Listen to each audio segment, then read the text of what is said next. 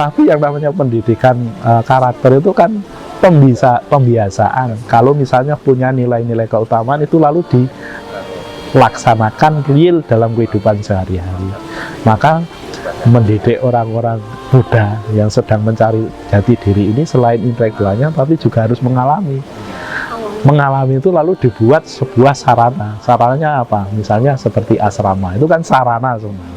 Sarana untuk mendidik supaya anak-anak ini mengalami hal-hal yang real, mulai dari apa? Misalnya bangun pagi tepat waktu, membersihkan kamarnya sendiri, tidak tergantung pada orang lain, mencuci pakaiannya sendiri, makan, mencuci perkakas-perkakas makan setelah makan, kemudian membersihkan lingkungannya sendiri. Ini kan sebenarnya hal-hal yang sangat sederhana, tapi kalau itu terbentuk lalu menjadi sebuah habit, kebiasaan.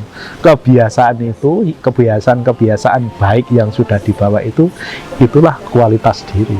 Sebenarnya kami ingin membekali orang-orang muda itu supaya mempunyai kualitas diri, tidak hanya mikirnya, tapi juga lewat perbuatannya.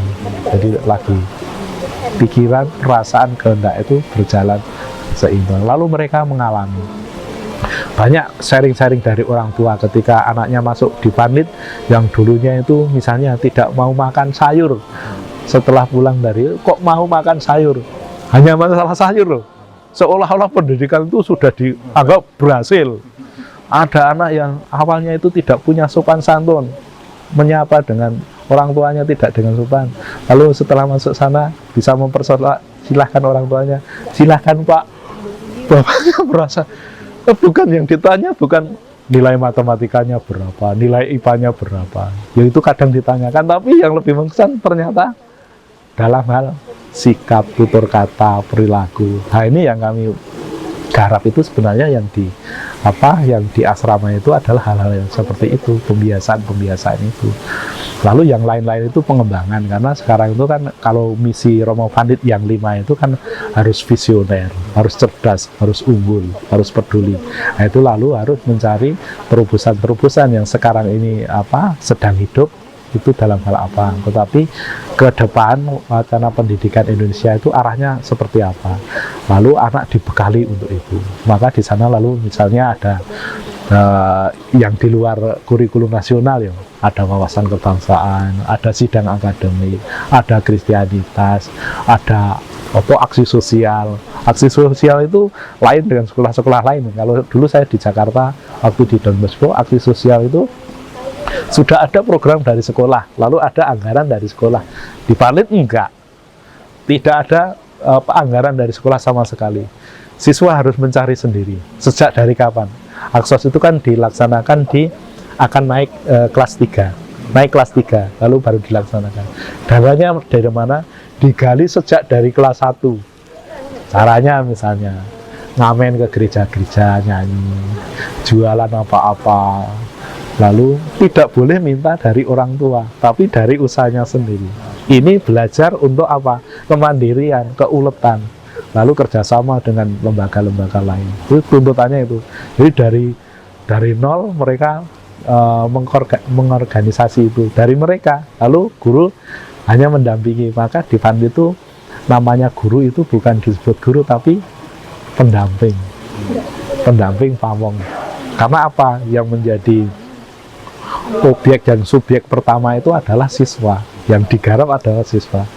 Kalau saya membandingkan dengan sekolah, oh ini bedanya Panlit dengan sekolah-sekolah lain. Di sekolah lain dulu, oh sudah diprogramkan sekolah, sudah ada anggarannya, nanti tinggal melaksanakan. Siswa dibentuk panitia, mencari tempat, lalu nanti melaksanakan.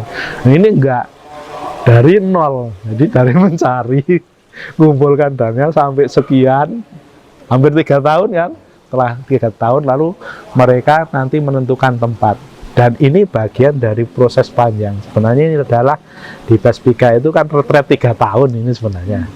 Lalu pengembangan spiritualitas kampus antara lain kegiatannya seperti itu. Maka di sana itu ada tema-tema tahunan. Tahun pertama itu lebih semester pertama itu lebih ke pengenalan, orientasi. Lalu yang kedua itu nanti mulai memperkenalkan dengan misi-misi Panlit. Tahun kedua itu lebih ke kesadaran sosial dan eklesial. itu lebih masuk ke dalam. Lalu tahun ketiga itu nanti orientasi untuk siap diutus mewartakan Abi Panlit. Lalu tema-tema tahunan dan tema-tema semesteran itu dijabarkan lagi dalam bentuk kegiatan-kegiatan. Kegiatannya tadi yang harian itu wajib mengikuti misa harian, doa bersama, lalu di asrama doa bersama, kegiatan bersama, dan yang mengatur siapa? Yang ngatur mereka.